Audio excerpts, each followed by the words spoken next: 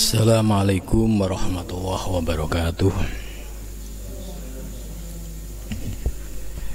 Ila hadratin Nabil Mustafa Rasulillah sallallahu alaihi wasallam wa ikhwanihi minal anbiya wal mursalin wal awliya wasyuhada wasyalikin wal malaikatil muqarrabin, khususun sanad fandal kitab Syekh Imam Al-Ghazali wa khususun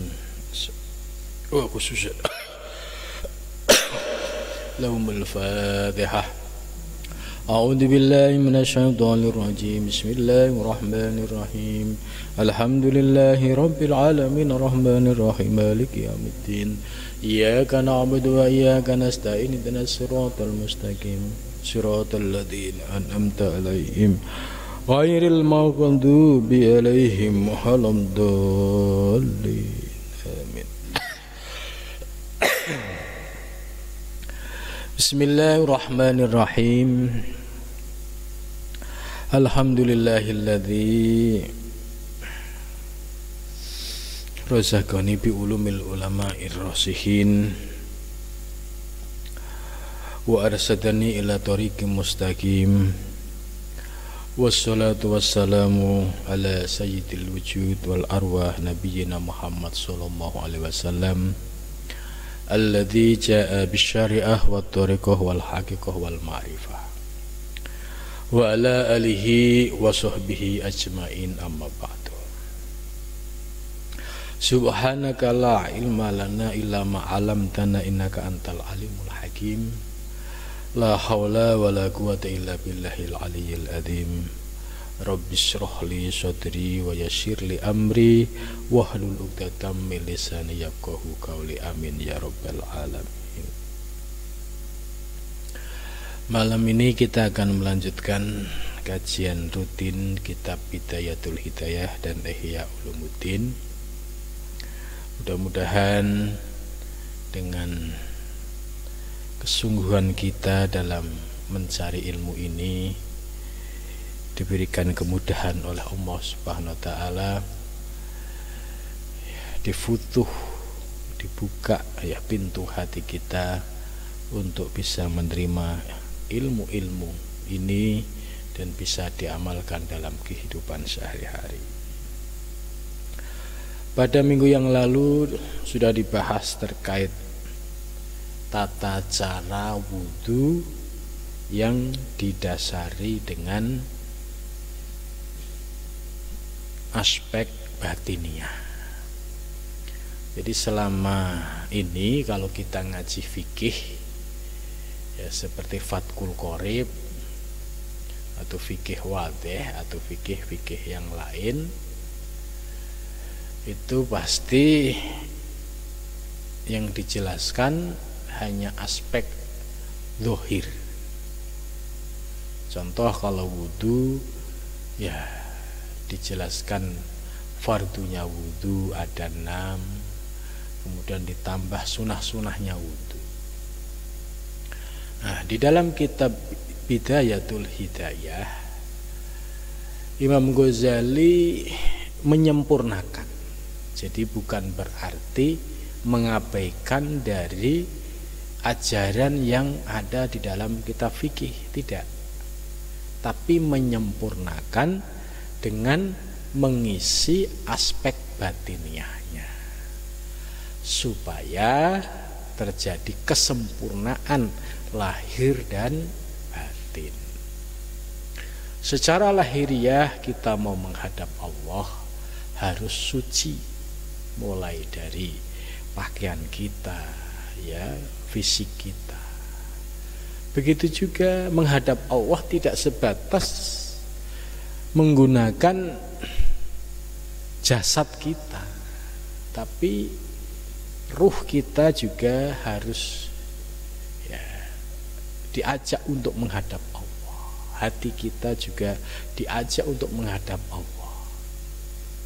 Maka aspek-aspek batiniah ini yang perlu diperbaiki kualitasnya. Ya. Kaitannya dengan wudhu ya, kemarin sudah dijelaskan oleh Imam Ghazali. Setiap gerakan-gerakan wudhu itu harus disertai dengan doa. mulai dari ya sunnahnya baca Bismillahirrahmanirrahim, a'udzubika min hamazatis syayatin wa a'udzubika rabbi ayahdurun. Ini sebagai dasar ketika kita berwudu, yaitu memohon kepada Allah diberi kekuatan. Yang kedua, memohon perlindungan Allah dari godaan setan, dari bisikan-bisikan iblis. Ya, sebab kita mau menghadap Allah, iblis itu tidak membiarkan kita begitu saja, tapi selalu berusaha untuk memalingkan kita. Maka dengan doa itu sebagai dasar permohonan kita kepada Allah supaya diberikan kekuatan lahir dan batin di dalam beribadah itu benar-benar bisa mencapai kualitas yang sebaik-baiknya. Ya, setelah doa kemudian dilanjut dengan doa ketika membasuh tangan, membersihkan tangan. Ada doanya. Kemudian berkumur, ya, juga ada doanya. Ya. Ya. Setelah itu istinsak, menghirup air ke dalam hidung, juga ada doanya. Terus sampai membasuh muka, ya, kemudian membasuh kedua tangan, mengusap sebagian kepala, membasuh ya kedua telinga, kemudian kaki, semua ada doa-doanya. Apabila kita tidak mampu membaca doa ketika mengusap atau membasuh, ya pakailah doa yang sesuai dengan bahasa kita. Ya, pakai bahasa Indonesia ya boleh, bahasa Jawa boleh, bahasa Sunda boleh, bahasa Aceh boleh gitu. Ya, karena itu untuk mengisi aspek batin gitu. Jangan sampai melakukan wudhu hanya sebatas gerakan lahir tapi tidak ada gerakan batin. Gerakan batin apa? Ini Imam Ghazali sudah mengajarkan, yaitu doa-doa yang sudah disampaikan pada minggu yang lalu. Maka malam ini kita melanjutkan.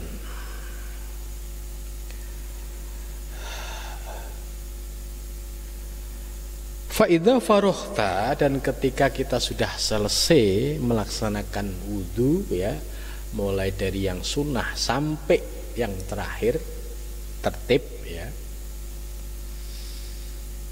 farfa, maka angkatlah basoruka, pandanganmu, ilas samai, ke langit.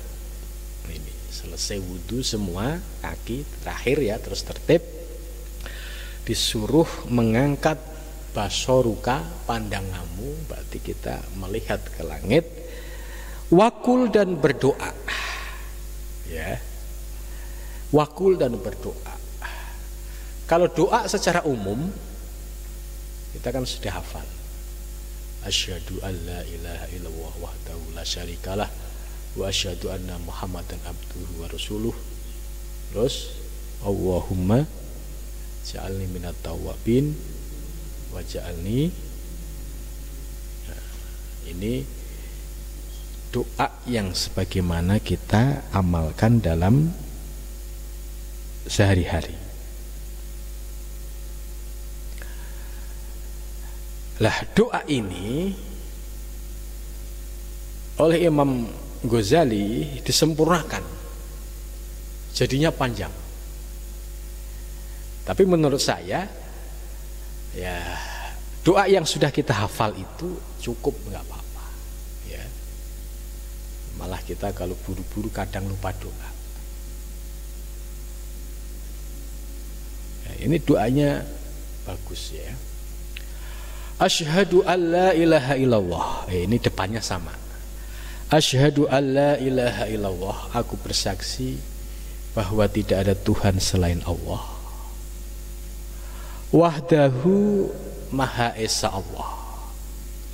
La syarika, tidak ada yang menyekutukan lahu bagi Allah. Nah, ini doa pertama.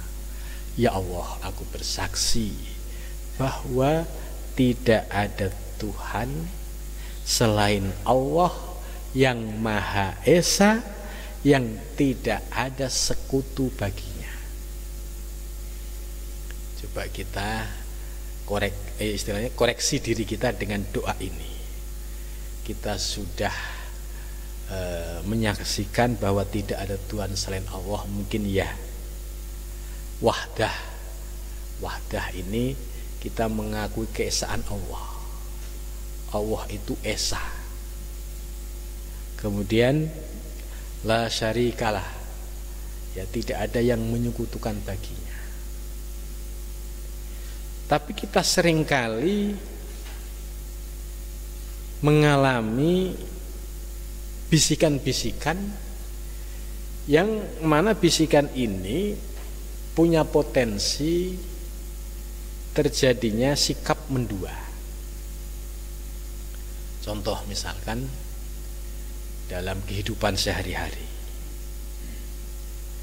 kita akan tergoda oleh kehidupan ini. Ya, misalkan kita menghadapi sebuah masalah, apakah kita akan bergantung kepada Allah atau bergantung kepada makhluk? Lah faktanya banyak sekali yang masih bergantung kepada makhluk.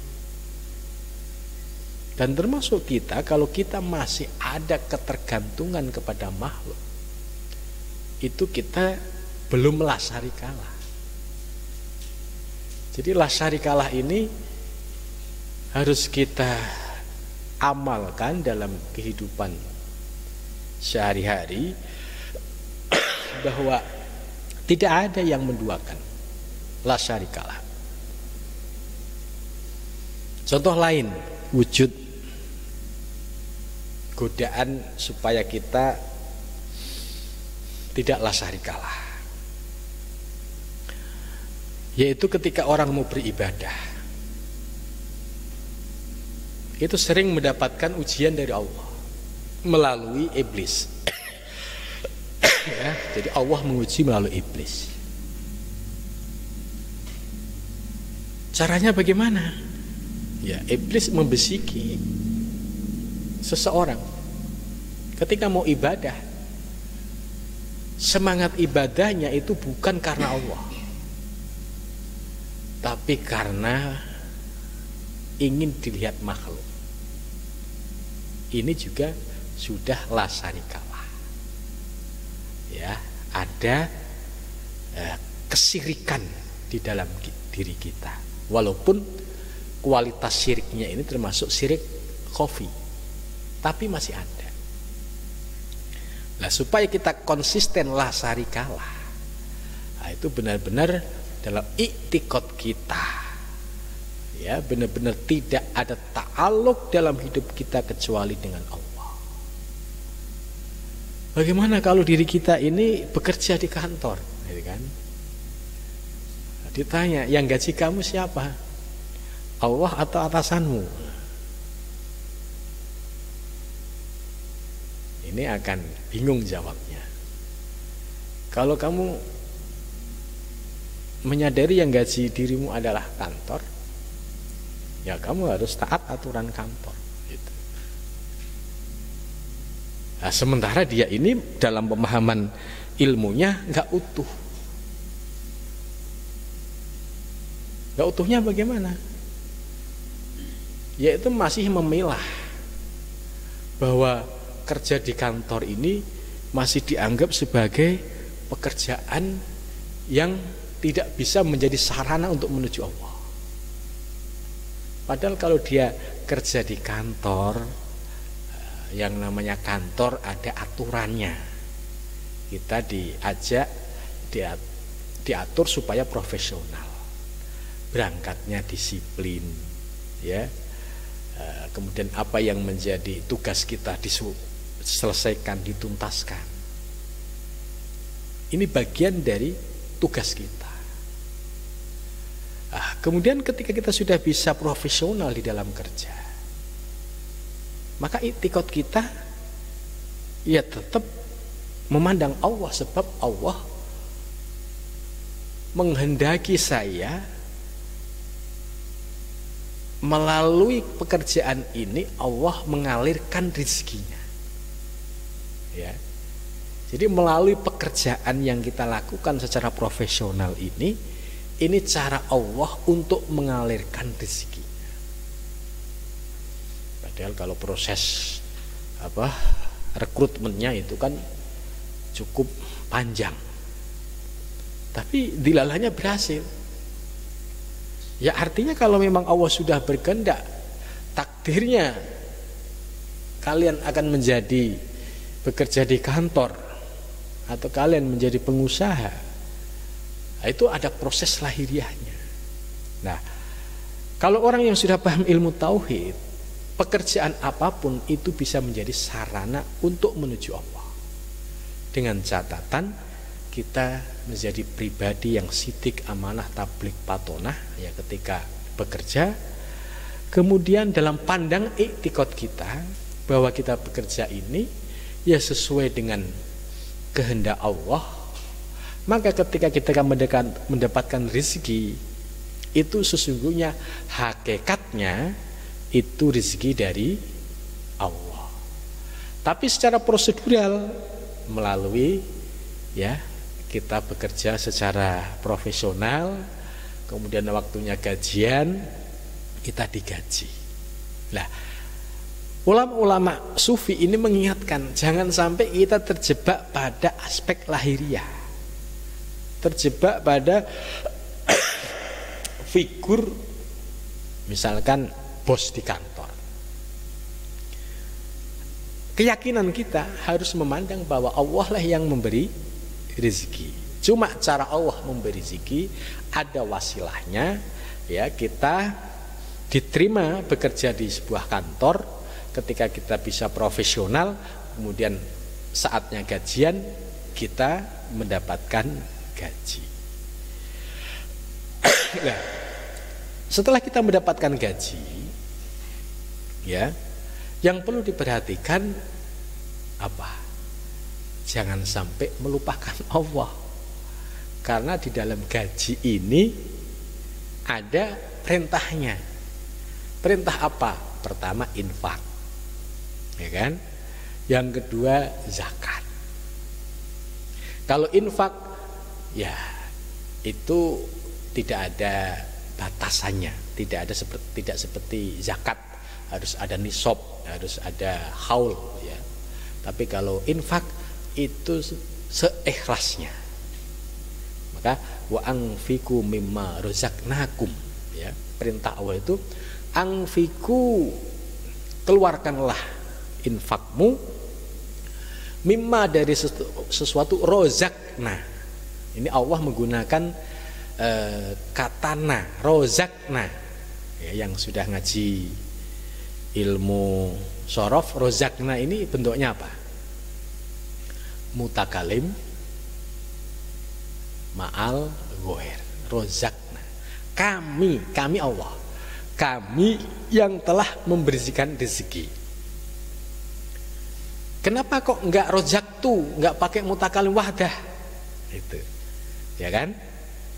Ini kalau ilmu nahwu sorobnya bagus, bisa dikaji dari sisi nahwu sorob dan dari sisi akidah. Kenapa ayat ini anfiku mimma razaqnakum menggunakan kata na, tidak menggunakan tu? Karena menggunakan na ini artinya ada proses yang terkait dengan proses yang disebut dengan sunatullah. Contoh tadi, hakikatnya rezeki dari Allah, cuma cara memperolehnya melalui keahlian yang kita miliki. Maka ketika kita sudah bekerja secara profesional kemudian mendapatkan gaji, lah gaji ini tetap harus dipandang hakikatnya dari Allah, sekalipun prosesnya melalui sebuah pekerjaan di kantor. Itu. Maka ketika kita mendapatkan rezeki, ya, itu tidak lantas kita melupakan Allah. Itu. Yang suka lupa Allah itu adalah orang-orang yang dilupakan. Setelah mendapatkan gaji, transferan, ya sudah merasa ini hasil kerja keras saya. Itu. Fir'aun, Qarun, ya, itu kenapa dia termasuk kelompok orang yang ingkar kepada Allah? Karena Qarun ketika mendapatkan rezeki tidak ingat Allah, merasa rezekinya itu hasil kerja keras saya. Itu. Terus Fir'aun juga sama. Fir'aun mendapatkan kekuasaan, tidak menyadari ini anugerah atau amanah dari Allah, tapi ini adalah kekuasaanku. Aku bisa berbuat apa saja, bahkan aku bisa membunuh kalian. Jadi merasa punya kekuasaan yang menyamai kekuasaan Tuhan. Akhirnya apa? Dua-duanya ditenggelamkan oleh Allah. Nah, ini sebagai pelajaran buat diri kita bahwa la syarikalah ini kalau kita konsisten dengan ini ternyata ureanya panjang. Gitu. Maka kalau kita sudah paham apa yang disebut la syarikalah, insya Allah kita akan profesional ketika kerja dan proporsional. Proporsional itu bisa memilah aspek syariat. Ya kalau kerja ya profesional, gaji ya dari perusahaan. Kemudian hakikat itu di dalam keyakinan. Oh ini rezeki ya hakikatnya dari Allah. Jangan sampai ketika ditanya, siapa yang memberi rezeki kamu? Siapa yang gaji kamu? Allah. Nah, ini namanya mencampur aduk antara hakikat dan syariat. Ya, kalau ditanya siapa yang gaji? Ya kantor. Ini bahasa syariat, bahasa verbal, bahasa komunikasi. Kalau kita siapa yang gaji kamu? Allah. Mana Allah? Bingung lagi kan? Gitu. Nah, kita menerima gaji ya dari proses profesional kerja, kemudian di dalam hati kita, i'tikad kita, ya Allah menurunkan rezeki saya melalui kerja di kantor, sehingga kita akan senantiasa bisa menuju Allah Subhanahu wa ta'ala. Ya, ini makna la syarikalah ternyata cukup dalam sekali. Wa asyhadu anna Muhammadan, ya, wa asyhadu dan aku bersaksi anna Muhammadan sesungguhnya Muhammad abduhu itu hamba Allah, ya. Jadi sosok Nabi Muhammad itu ya abdun hamba. Maka ya salah kalau ada orang yang menuhankan Nabi Muhammad. Maka ketika Rasulullah SAW ya wafat, itu banyak sekali sahabat-sahabat yang mungkin dalam pemahamannya itu ya agak menuhankan. Itu kemudian Abu Bakar As-Siddiq ya agak marah gitu, karena i'tikadnya sudah salah. Sebab Nabi Muhammad itu abdun hamba itu. Wa rasuluhu, wah ini yang membedakan. Abdun itu berarti bashar, sebagai manusia pada umumnya. Akan tetapi wa rasuluhu dan utusannya.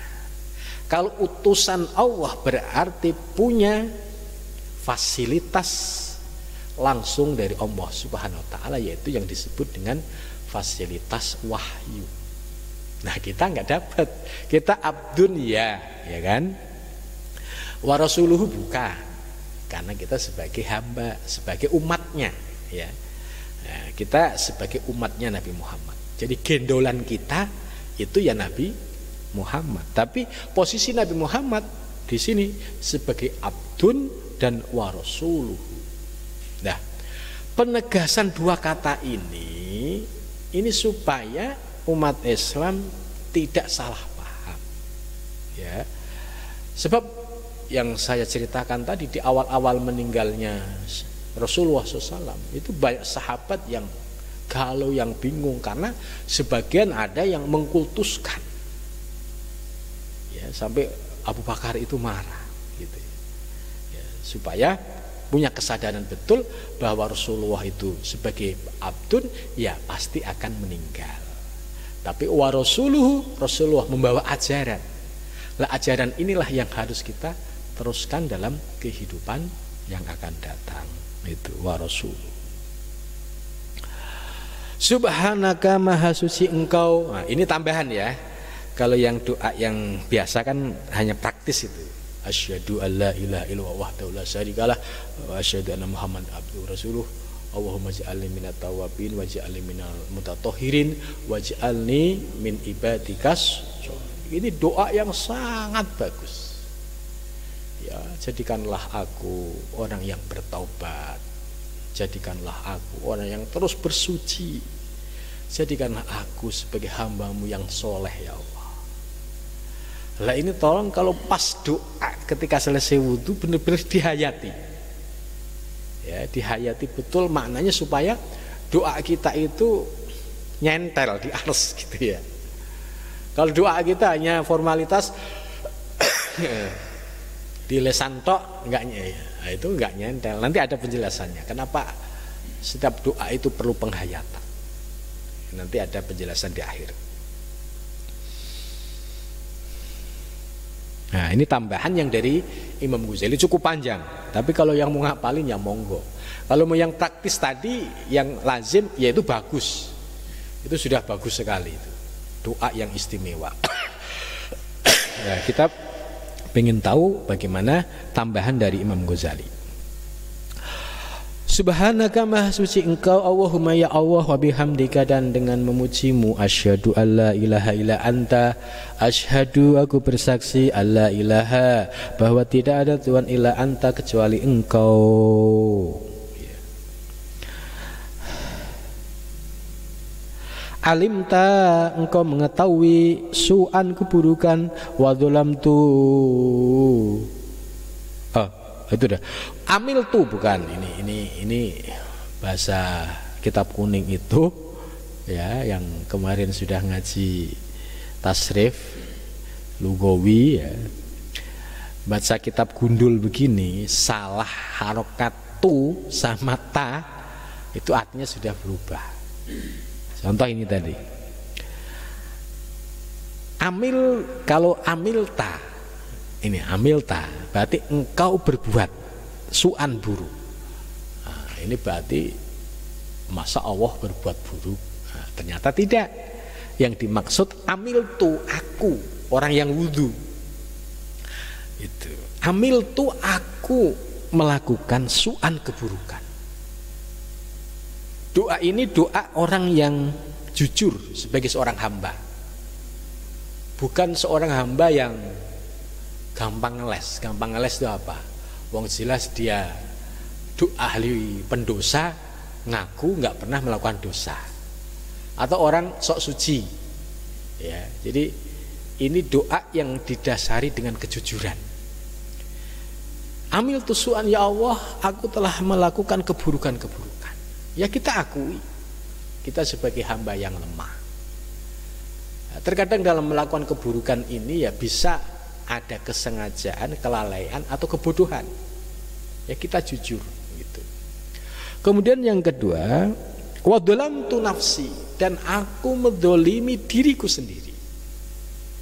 Ini juga harus kita akui. Mau tobat kok gengsi, gitu kan? Mau tobat kok nggak mengakui secara jujur atas dosa-dosa yang dia lakukan. Padahal bagi Allah semua nyata, kelihatan yang dilakukan oleh seorang hamba. Nah kita perlu kejujuran. Wa dzalamtu nafsi, dan aku telah melakukan kedzaliman nafsi diriku. Gitu. Ya, apa bentuk kedzaliman kita? Ya contoh. Disuruh yang sederhana aja lah, sholat 5 waktu gitu kan. Kadang kita masih entar, akhirnya bablas. Ya, ini namanya dolim nggak terhadap diri sendiri ini? Dolim. Nah, gitu. Diingetin temen, jangan sok tahu, bisa marah dia. Gitu. Padahal ngingetinnya bagus. Gitu. Ya tapi itu wajar lah, manusiawi. Tapi ya jangan terus-terusan gitu kan. Itu sudah tahu ilmunya, ya harus berubah sedikit ya. Dalam itu nafsu cukup banyak. Kalau kita mau introspeksi ke dalam diri ya, misalkan lesan kita juga bisa jadi gampang mengeluarkan alasan-alasan yang sebenarnya itu tidak sesuai fakta gitu. Artinya gampang bohong gitu. Ya.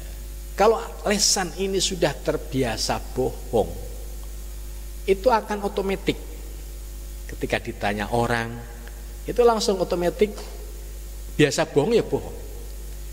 Ya, menutupi kebohongan dengan kebohongan, rumusnya pasti bohong. Lah, kebiasaan lesan yang gampang menjawab dengan cara bohong, ini juga sudah menjadi bagian kedoliman yang kita lakukan terhadap diri sendiri. Maka harus ditahan. Oh ya, saya harus jawab adanya. Nah, misalkan ditanya, kamu mau punya duit nggak? Saya mau beli rokok nih, gitu kan.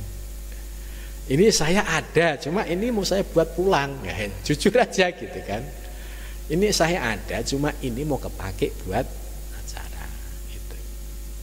Jadi jangan sampai kita membiasakan bikin alasan-alasan yang justru ini akan menggelapkan hati kita. Kita jujur apa adanya. Ya saya punyanya ini. Gitu. Nah, dan ini kan sudah dicontohkan ya Syekh Abdul Qadir Jailani. Itu dulu ketika berangkat memondok dari Iran mau ke Baghdad kan bersama kafilah rombongan. Dilalahnya di tengah jalan itu dirampok. Kalau namanya dirampok ya semua harta benda diambil. Terus Syekh Abdul Qadir Jailani ini kan dititipin duit ibunya, dijahit di dalam jaket, istilahnya nggak kelihatan lah gitu. Ketika ditanya sama perampok, nak muda, kamu punya harta apa? Gitu. Kalau normalnya orang, karena jelas ini adalah rampok, ya nggak punya apa-apa saya, ya, lihat aja gitu kan. Tapi Syekh Abdul Qadir Jailani tidak.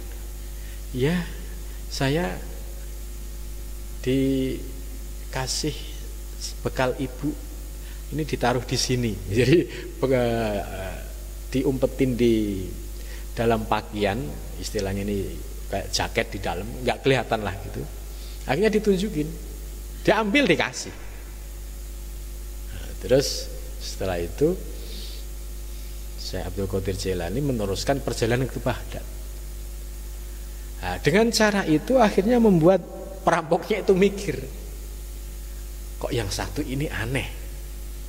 Biasanya kalau orang dirampok itu kan bagaimana usahanya untuk berbohong gitu. Tapi ini kok jujur apa adanya. Ya, ketika rampok ini ke kota Baghdad, ya akhirnya mendengar Syekh Abdul Qadir ya menjadi seorang mursyid, ya, seorang sufi besar, dan akhirnya perampoknya menjadi muridnya gitu. Jadi ini belajar dari kejujuran. Pokoknya jangan lesan kita dibiasakan walaupun jawab sepele, tapi jawabnya itu menodai hati kita. Dijawab dengan bohong. Misalkan belum ya belum, sudah ya sudah. Jangan direkayasa. Karena jawaban bohong itu pasti akan ketahuan. Kan ibarat menutupi kebohongan dan kebohongan itu pasti akan terbongkar kebohongan itu. Ya, ini pelajaran penting supaya, karena kalau saya jelasin wadolam tu nafsi sekilas, ya kami telah melakukan kedoliman diriku, nggak diurai secara teknis kecil-kecil begini, kita kan merasa suci kan, gitu kan. Wah, saya nggak pernah dolim, gitu kan. Saya nggak pernah, istilahnya apalagi saya sudah merasa sholat 5 waktu, gitu kan. Nah, akhirnya muncul ujub takabur. Tapi kalau kita bedah diri kita, aib diri kita, oh ternyata lesan ini masih gampang melakukan kebohongan. Nah ini dolam tu nafsi, ya Allah ampuni kami ya Allah, masih melakukan kedoliman. Harus diakui jujur, jangan gengsi, gitu ya. Astaghfiruka, ya astaghfiruka, aku mohon pengampunan kepadamu ya Allah. Jadi jujur, ya Allah, aku telah berbuat keburukan, aku juga melakukan kedzaliman, ampunilah dosa-dosaku. Jadi dosa di sini bukan sebatas dosa zahir, tapi dosa batin. Jadi kalau kita semakin mengkaji ilmu tasawuf, itu semakin terbongkar kekurangan-kekurangan kita. Oh iya, saya masih suka begini, saya masih suka begini, kebongkar. Nah, tujuannya bukan untuk ditutupin, tapi untuk ditaubatin, supaya kita segera menjadi bersih lahir dan batin. Wa atubu, dan aku bertaubat ilaika kepadamu ya Allah. Coba kalau itu dilakukan tiap wudu, ya itu insya Allah dosa-dosa kita itu akan dihapus, akan didelet oleh Allah, akan dibersihkan oleh Allah. Karena setiap selesai wudu doa dengan doa yang dihayati, ya doa dihayati. Gitu. Jadi ibarat lagi kotor dikit langsung dicuci, kotor dikit langsung dicuci.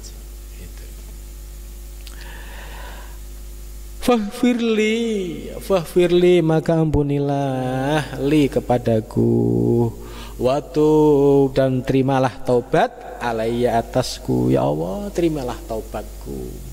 Gitu. Innaka sesungguhnya engkau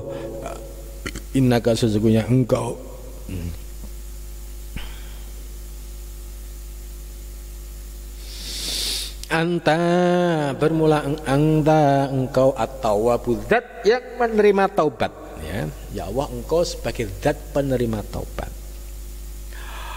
Ar-Rahim, zat yang maha pengasih. Jadi engkau maha menerima taubat dan maha pengasih. Jadi jangan pernah kita lelah untuk bertobat, memohon ampun kepada Allah. Terus ada yang beralasan, kan saya masih muda, gitu. Nah, hidup saya kan masih panjang, gitu. Biasanya anak muda kan punya alasan gitu. Kata siapa? Anak muda yang meninggal juga banyak, belum taubat, ya kan? Gitu. Jadi jangan beralasan, oh, saya kan masih muda, gitu. Ya tobatnya ntar lah, karena ajal kita nggak tahu. Mati muda dalam keadaan taubat menuju Allah istimewa dibandingkan menunda-nunda taubat, akhirnya datang ajal, yang terjadi muncul penyesalan. Jadi masih muda taubat itu keren. Kalau sudah tua taubat ya biasa. Kalau lihat orang sudah tua terus tobat, nah itu sudah biasa. Tapi masih muda, energik, dia tobat. Ini yang istimewa. Karena ada fasilitas istimewa, ya, ketika yang diberikan oleh Allah kepada pemuda yang menuju Allah. Artinya orang yang mau bertaubat kemudian menuju Allah. Sebab godaan nafsu di usia muda itu jauh lebih berat. Tapi dia bisa menyelesaikan ini. Sampai ketika idza da'athu imra'atun, ya, ketika dia ada kesempatan digoda oleh seorang perempuan, dia menjawab, inni akhafullah, aku takut kepada Allah. Usianya muda, dia bisa menjawab dengan itu. Maka seorang pemuda yang memiliki prinsip demikian karena dia sudah digoda oleh nafsu di depan mata tapi bisa menjawab ini akhafullah, apa balasan dari Allah. Pemuda yang demikian ini nanti pada hari kiamat termasuk 7 golongan yang akan mendapatkan perlindungan dari Allah Subhanahu wa taala. Ini istimewanya itu. Nah, terus berikutnya. Nah, ini baru doa yang biasa kita baca. Allahumma ya Allah, ij'alni, jadikanlah aku minat tawwabin, dari orang-orang yang taubat. Ya Allah, jadikanlah hamba sebagai orang-orang yang ahli taubat. Waj'alni, dan jadikanlah aku minal mutatahhirin, dari orang-orang yang senantiasa menyucikan diri. Perhatikan, menyucikan diri ini bukan sebatas menyucikan kotoran-kotoran lahir ya, tapi juga menyucikan kotoran-kotoran batin yang ada di dalam diri kita. Waj'alni, dan jadikanlah aku min ibadika, dari hamba-hambamu as-solihina, yang soleh-soleh.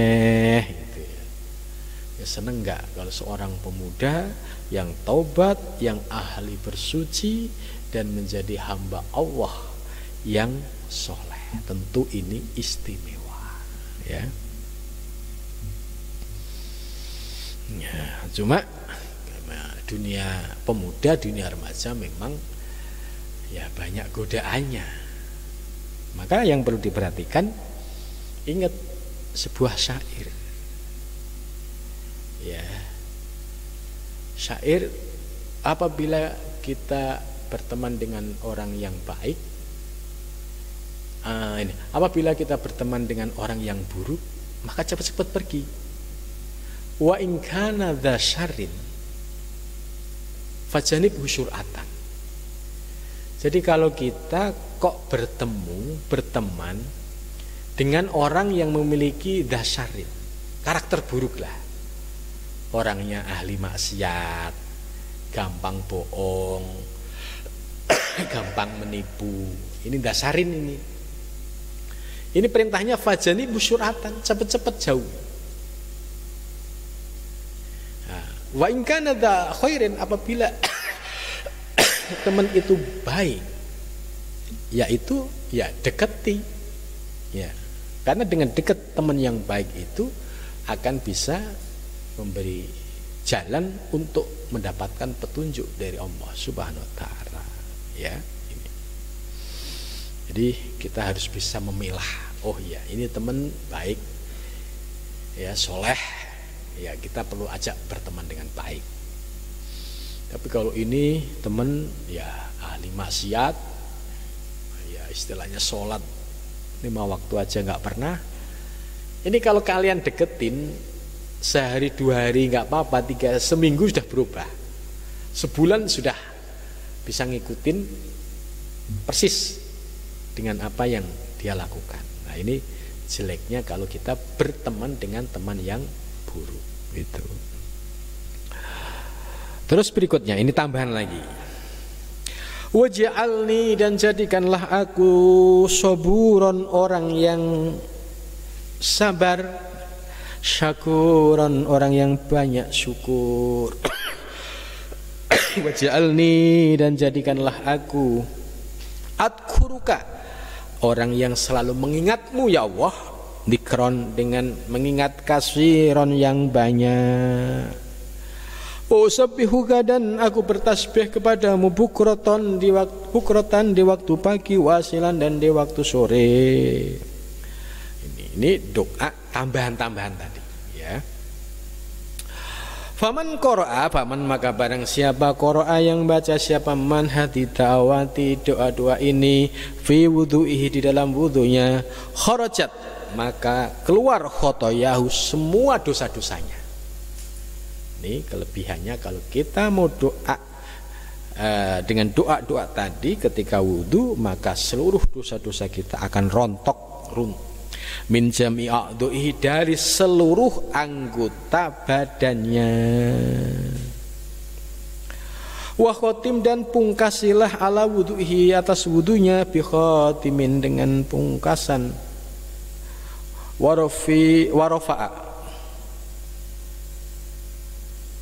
Warafa'a dan mengangkat ya. Wa khotama dan menutup siapa Allah ala wudu'i atas wudunya bi khotamin dengan pungkasan.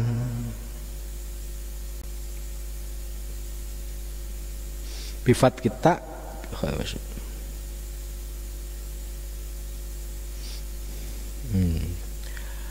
Warafa'a dan mengangkat siapa Allah lahu baginya tahtal ars. Jadi kalau doa yang tadi didasari dengan kesadaran dalam berdoa, itu ya akan menghapus segala dosa dan akan diangkat oleh Allah tahtal ars.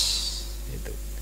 Falam yazal dan senantiasa yusabihu bertasbih siapa Allah Ta'ala wa yuqaddisu dan menyunsikan Allah wayak tubuh dan mencatat lahu baginya, mencatat siapa Allah baginya sawaba dzalika pahala tersebut ila yaumil qiyamah kepada sampai hari kiamat.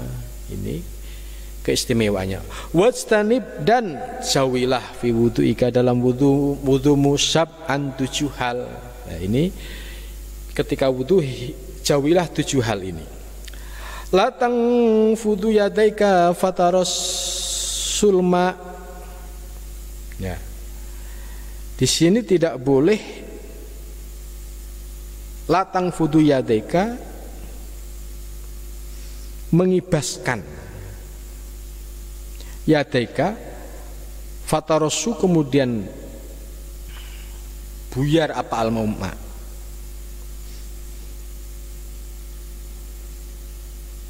Maksudnya ini wudu yang berlebihan.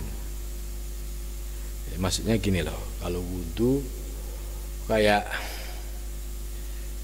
misalkan ini keran, terus dia itu nggak teratur ya, pakai ditampar-tampar gini.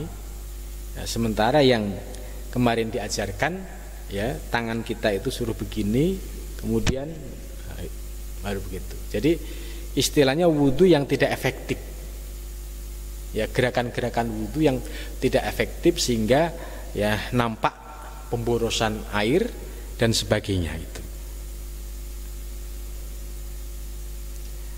Ini yang harus dihindari. Kemudian wala ra'suka bil ma'lutman dan juga tidak boleh ya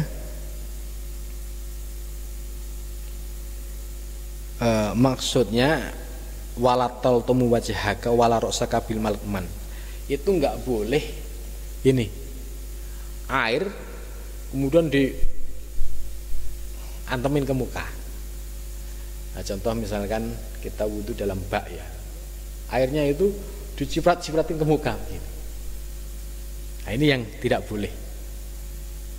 Kan kalau dilihat ini wudu atau apaan gitu kan. Misalkan wudu air diciprat-cipratin ke muka dengan tidak mengikuti kaifiat cara wudu yang baik. Nah, ini yang harus dihindari. Wala tatakallam dan tidak boleh ngomong fi asnail wudu'i ya di dalam pertengahan wudu bila udrin tanpa udur.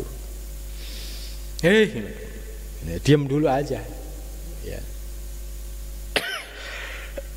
Jangan dijawab dulu.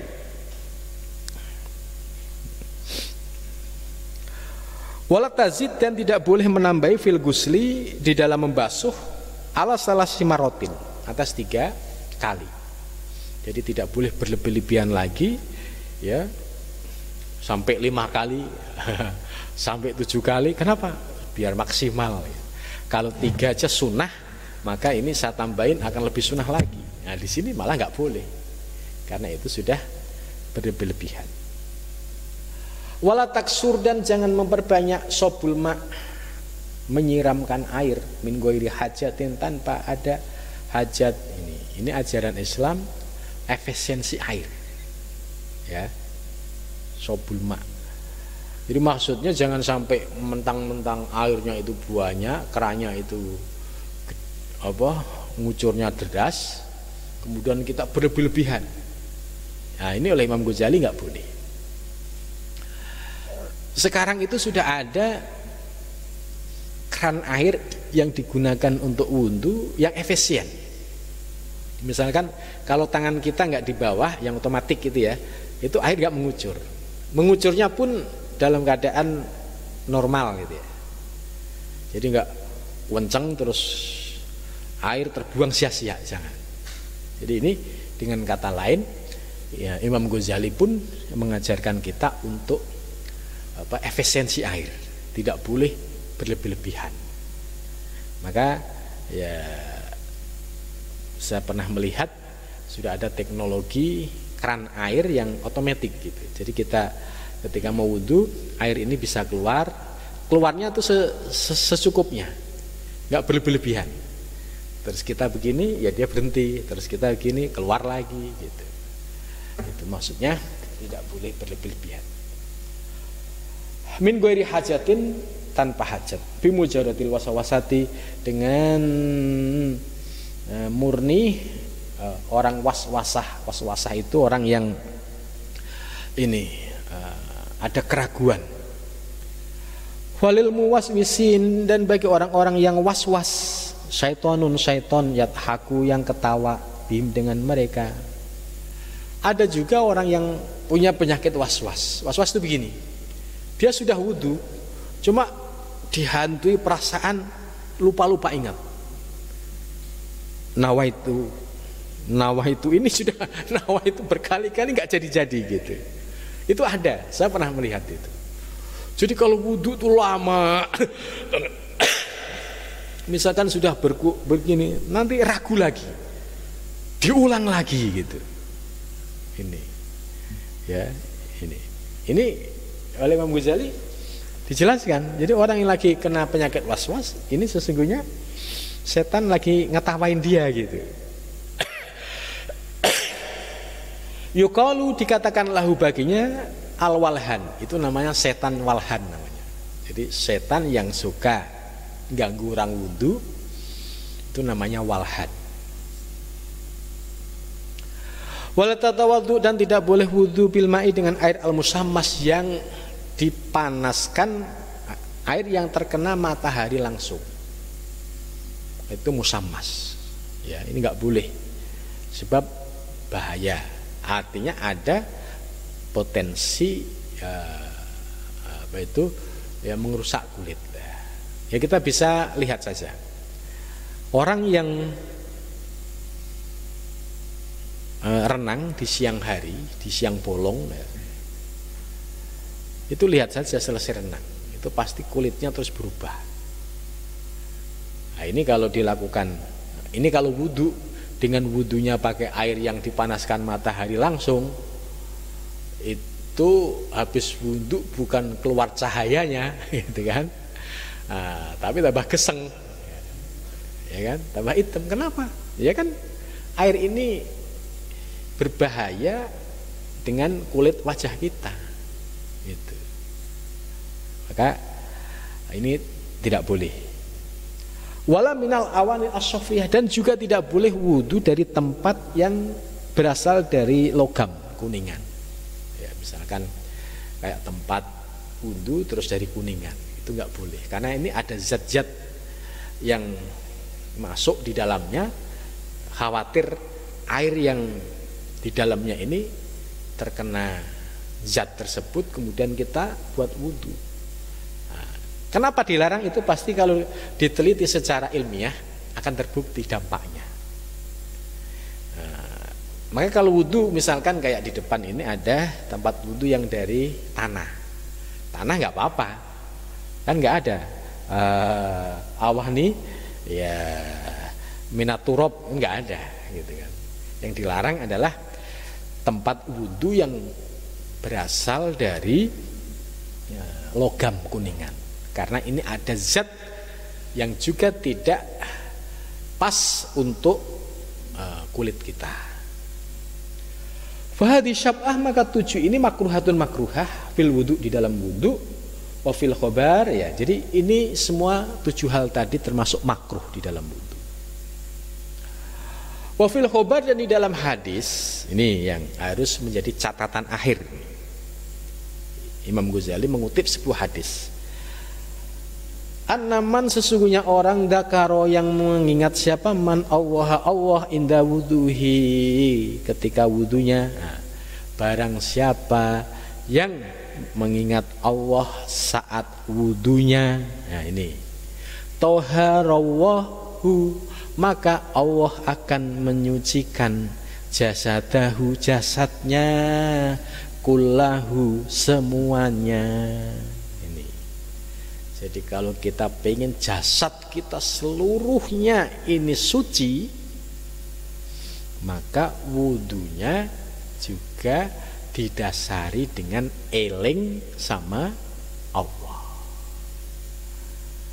Maka wajar kalau ada orang-orang yang wudunya bagus, kemudian setelah meninggal jasadnya itu utuh, sangat mungkin karena diprotek, dijaga oleh Allah.